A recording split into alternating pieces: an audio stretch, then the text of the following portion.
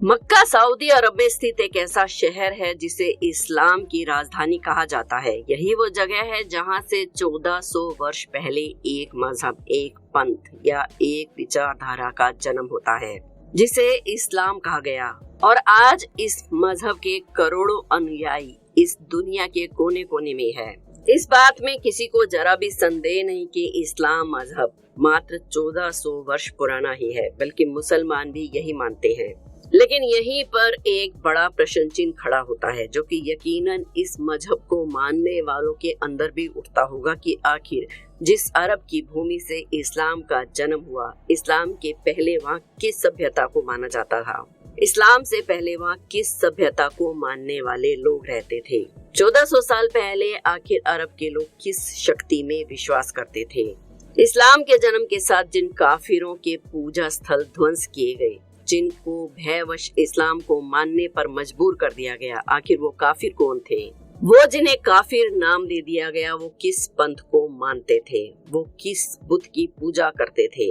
अरब में जिन बुतों अर्थात मूर्तियों की पूजा करने वालों को 1400 वर्ष पहले काफिर नाम दे दिया गया, जाहिर सा सवाल है कि जब इस्लाम नहीं था तो अरब में वो कौन सा धर्म था जो अरब के लोग मानते थे।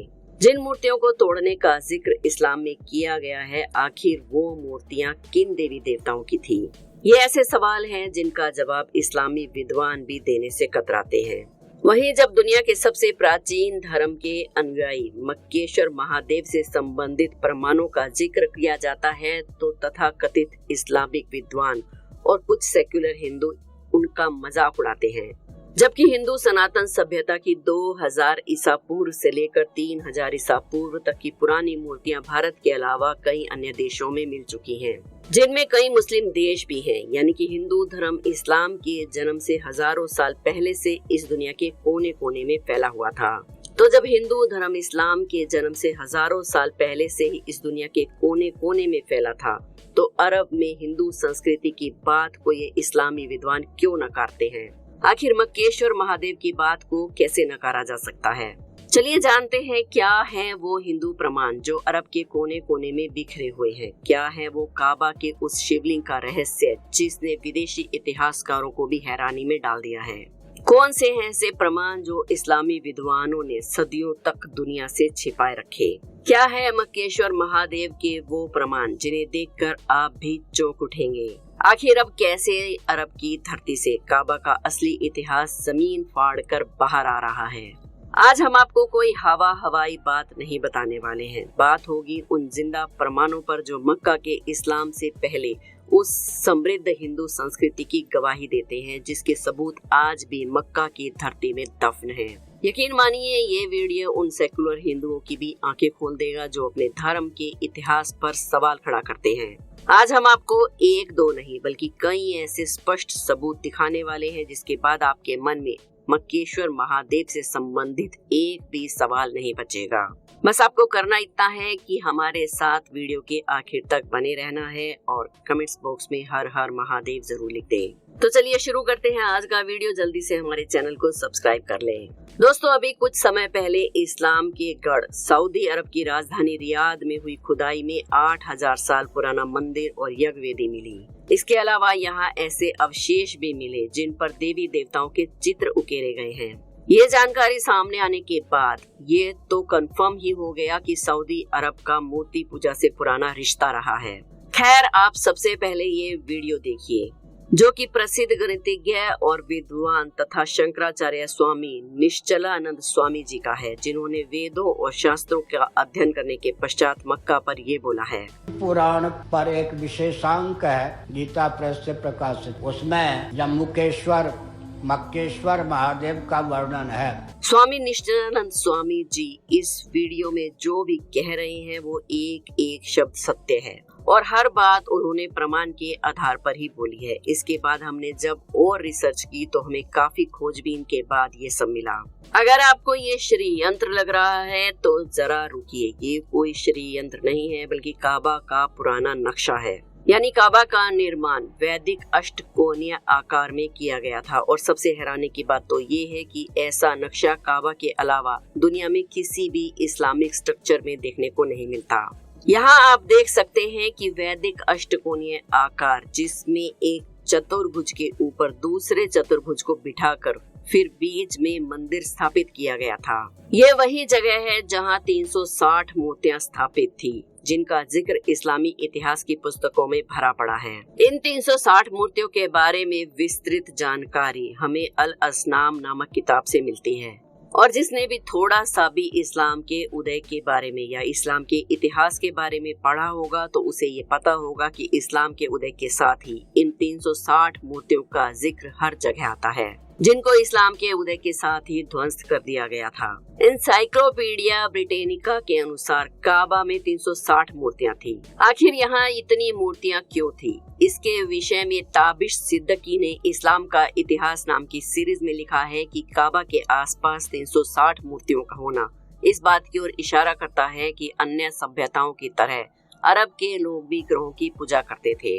इसके अलावा करेन आर्मस्ट्रांग अपनी किताब इस्लाम अ शॉर्ट स्टोरी में कहते हैं कि 360 मूर्तियों का होना साल के 360 दिनों की ओर इशारा करता है, और वहाँ ग्रहों से संबंधित देवी देवताओं की मूर्तियां भी थी। और उस समय लोग यहाँ हज करने के लिए आते थे, और वो लोग काबा के 7 चक्कर लगाते थे और इन सभी देवी देवताओं की पूजा करते थे। लेकिन जैसे ही इस्लाम का उदय होता है, ये 360 मूर्तियां नष्ट कर दी जाती हैं। लेकिन इन सारी मूर्तियों के केंद्र में जो एक पत्थर था वो नहीं हटाया गया। ये कोई सामान्य काला पत्थर नहीं था, बल्कि एक विशाल शिवलिंग था, और ये खंडित अवस्था में आज भी यहाँ पर मौजूद है, और मुस्लिम इसी पत्थर की पूजा करते हैं। मक्का के काबा में जिस काले पत्थर को चूमा जाता है, उसका भविष्य पुराण में भी उल्लेख मक्केश्वर महादेव के रूप में किया गया है। पहली शताब्दी के प्रसिद्ध रोमन इतिहासकार डियोडोरस सिकुली के मुताबिक भगवान शिव और काबा का प्राचीन जुड़ाव है। वो कहते हैं कि आज मक्का जिस जगह पर स्थित है, यहाँ के प्रमाण ये बताते हैं कि यहाँ पहले मक्केश्वर महादेव का मंदिर था, और इसी जगह काले पत्थर के रूप में विशाल शिवलिंग था, जो खंडित अवस्था में आज भी मौजूद है। रोमन इतिहासकार की ये बात अपने आप में एक प्रमाण है, जो भगवान शिव के शिवलिंग की बात को और अधिक बल देती है। इसके अलावा एक दिलचस्प घटना का वर्णन भी हमें इतिहास में देखने को मिलता है, जो कि उस समय इस्लाम के उदय और भारत के एक हिंदू राजा से जुड़ी हुई बात है।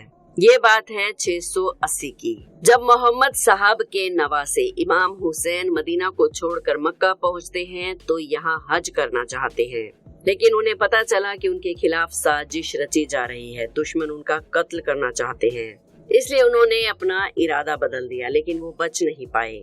उन्हें दुश्मनों की फौज ने करबला लाकर शहीद कर दिया। इमाम हुसैन और भारत के एक ब्राह्मण हिंदू राजा रहीब दत्त की गहरी दोस्ती थी। कहा जाता है कि रहीब दत्त के कोई औलाद नहीं थी, इसलिए रहीब दत्त ने इमाम हुसैन से कहा कि आप ईश्वर से मेरे पिता बनने की दुआ करें। तब इमाम हुसैन इसके बाद काबा आते हैं और वे रहीब दत्त के लिए प्रार्थना करते हैं, और कुछ ही सालों के बाद रहीब दत्त 7 लड़कों के पिता बनते हैं। जब रहीब दत्त को इमाम हुसैन और करबला की जानकारी मिलती है तो वो भी भारत से मक्का पहुंच जाते हैं, लेकिन वो भी अपने 72 अनुयायियों और 7 बेटों के साथ करबला की जंग में शामिल हो जाते हैं, और उनको इतिहास में हुसैनी ब्राह्मणों का नाम दिया गया। दिग्गज फिल्म अभिनेता सुनील दत्त भी हुसैनी ब्राह्मणों के वंशज रहे हैं, और इतिहास में ये वर्णन भी मिलता है कि मक्का में दत्त ब्राह्मणों की कॉलोनी भी रही है। इसके अलावा अगर हम बात करें कथाओं की, तो सऊदी अरब के पास ही एक यमन नामक राज्य है, जिसका उल्लेख श्रीमद् भागवत में मिलता है। जब श्री कृष्ण ने काल्यवान नामक राक्षस का वध किया था तो ये यमन राज्य उसी द्वीप पर स्थित है। दोस्तों, असली बात तो ये है कि जिस पत्थर को चूमने के लिए मुसलमान मक्का जाते हैं वो हकीकत में शिवलिंग है, और यही कारण है कि किसी भी गैर मुस्लिम का मक्का में जाना मना है। आखिर ऐसा क्या है कि मुस्लिम इसे छिपाने की कोशिश कर रहे हैं? अगर ऐसा नहीं होता तो हिंदुओं का वहाँ जाना मना क्यों है? शायद इसीलिए भी कि यहाँ पर किसी भी प्रकार के हिंदू देवी देवताओं से संबंधित प्रमाण दुनिया के सामने ना आ जाएं और कोई बड़ा दंगा ना हो जाए। इसीलिए अरब सरकार ने बेहद सख्त निर्देश दिए हुए हैं कि किसी भी परिस्थिति में कोई भी गैर मुस्लिम यहाँ प्रवेश नहीं करना चाहिए। ऐसा कई बार हो चुका है कि कोई हिंदू या कोई गैर मुसलमान बनकर मक्का में प्रवेश करने की कोशिश करता है, लेकिन वो आज तक सफल नहीं हो पाए और पकड़े जाने के बाद उनको दंड दिया गया। इतिहास गवाह है कि जहां मक्का और मदीना की बात की जाती है तो सिर्फ मक्का मदीना ही नहीं बल्कि पूरे अरब पर सम्राट विक्रमादित्य जैसे कई हिंदू राजाओं का शासन रहा है। पर फिर सवाल ये भी उठता है कि अचानक अरब का हिंदू कहां गायब हो गया। इसका उत्तर इस बात में है कि जिस प्रकार हिंदुस्तान में इस्लामिक राजाओं ने कब्जा करके शासन करके हमारे हजारों मंदिरों को जमींदोज कर दिया, लाखों हिंदुओं के परिवारों को इस तरह से समाप्त कर दिया कि जैसे उनका कभी जन्म ही नहीं हुआ था, ठीक उसी तरह मक्का मदीना में भी तलवार की धार से शासन किया गया। हजारों मूर्तियां तोड़ दी गई। इन मूर्तियों की पूजा करने वाले अनगिनत लोगों की निर्मम हत्या कर दी गई। मक्का में जिस विशाल पत्थर को आप चादर से ढका हुआ देख रहे हैं वो कुछ और नहीं है बल्कि एक शिवलिंग है, जिसे आज की दुनिया की नजरों से छुपाकर रखा गया है। सदैव उसको काले वस्त्र से ढककर रखा जाता है, वरना जरा सोचिए कि उसको ढकने की क्या आवश्यकता है। अरब के इतिहास से लेकर पाश्चात्य देशों के इतिहास तक और पूरा का पूरा सनातन इतिहास मक्केश्वर महादेव मंदिर के प्रमाणों से भरा पड़ा है। आज हमने जो आपको बताया ये तो बस बहुत थोड़ा सा ही हिस्सा था। अगर आप इसके और ज्यादा प्रमाणों के बारे में जानना चाहते हैं जो कि मक्केश्वर महादेव से जुड़े हुए हैं तो हमें कमेंट्स में बताइए, हम इसके पर आपके लिए वीडियो जरूर लाएंगे। वीडियो पसंद आई हो तो एक लाइक जरूर करें, हमारे चैनल अनोखी दुनिया को सब्सक्राइब कर लें, कमेंट्स में हर हर महादेव जरूर लिखें। कल फिर मिलेंगे एक और वीडियो में। जय महाकाल।